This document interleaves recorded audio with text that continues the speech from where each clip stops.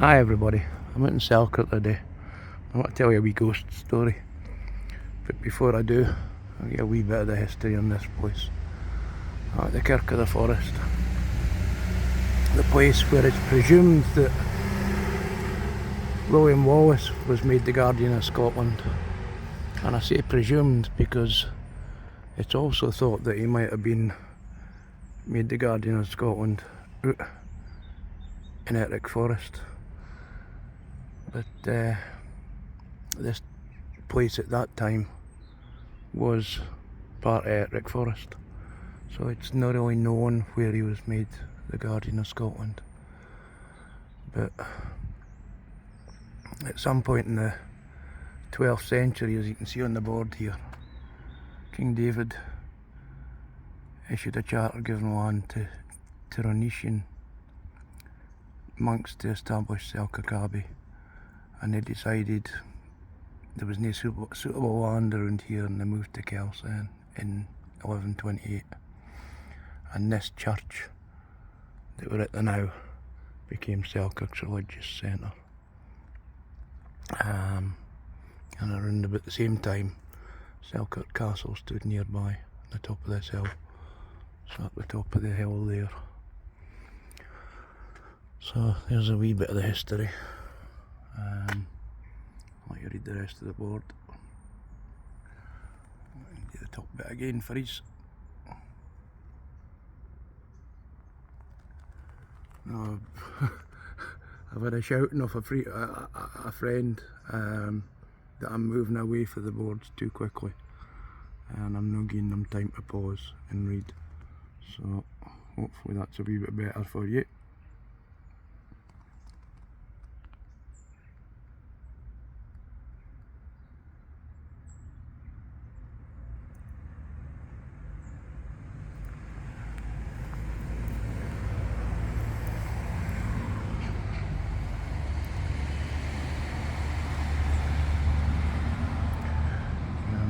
As well as the William Wallace connection here, we've also got ancestors of the American President Franklin D. Roosevelt laying at rest in here as well.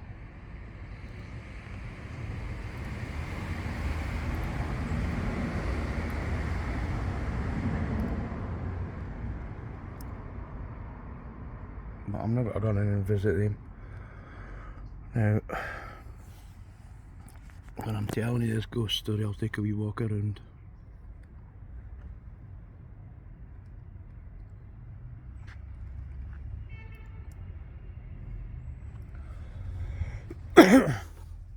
So, a long time ago, back when folks were awfully superstitious and filled with fear of witches and all other sorts of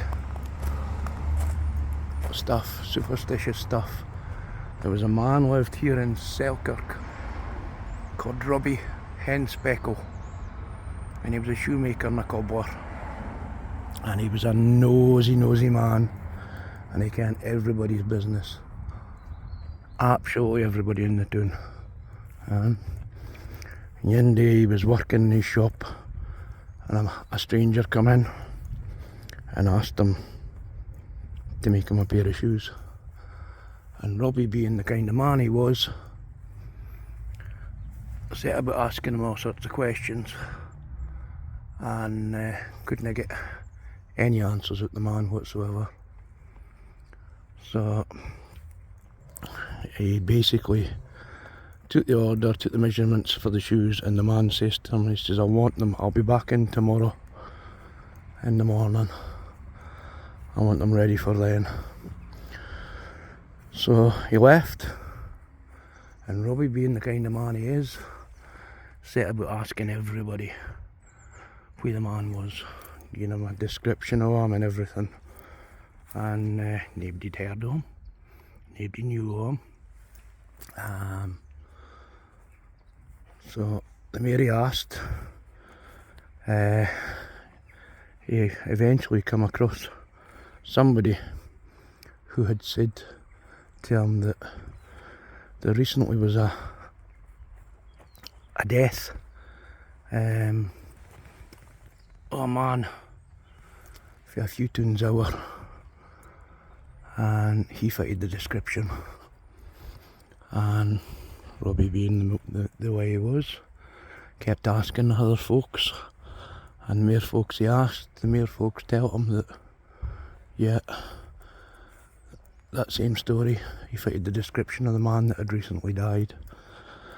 And this left Robbie a bit troubled. But the next morning, as the man had said, he came in for his shoes and he paid for them. And Robbie, being the way he is, when the man left, Robbie decided to shut up shop and follow him. And he followed them all through the town and followed him into a graveyard and stood back a bit and watched the man settle down at a gravestone. And when Robbie went up to the gravestone, the man had disappeared, and this left Robbie fair vexed and frightened. So he set about telling folks his story in the town, and it got to the town chiefs, and they decided to, we'll dig up this coffin and we'll see what's happening. And so they come out and they dug up the coffin, opened it, and there's the man that Robbie seen laying at rest there with his brand new shoes on his feet.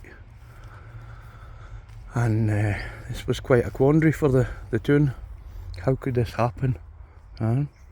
So they decided, instead of just reburying him, they would make a far, far stronger coffin. So they set about making the coffin, and they made it, and once it was made, they laid the man to rest in the coffin and reburied him. Now Robbie, not having much morals in the way that he was for making money, had decided to pinch the shoes, which he did. He pinched the shoes and put them in his shop to resell them.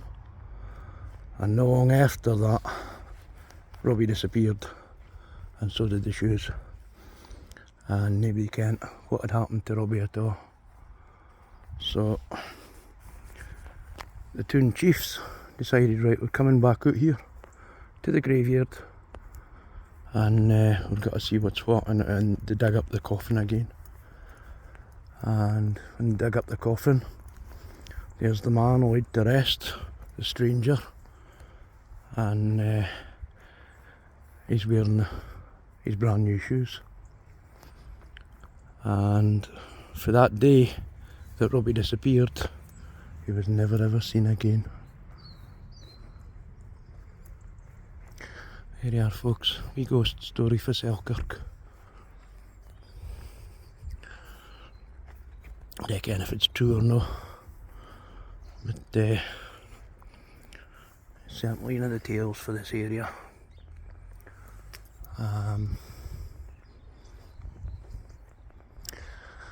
Yeah. Yeah.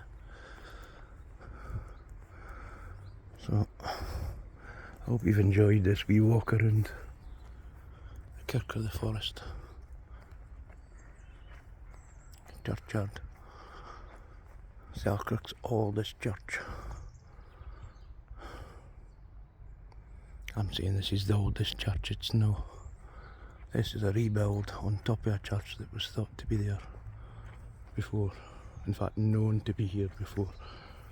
So, like I said at the beginning, the original church was built at the time of King David the First. Anyway, I hope you've enjoyed this wee walk around and a wee ghost story. Hopefully I'll catch you in the next video. Thanks for watching now.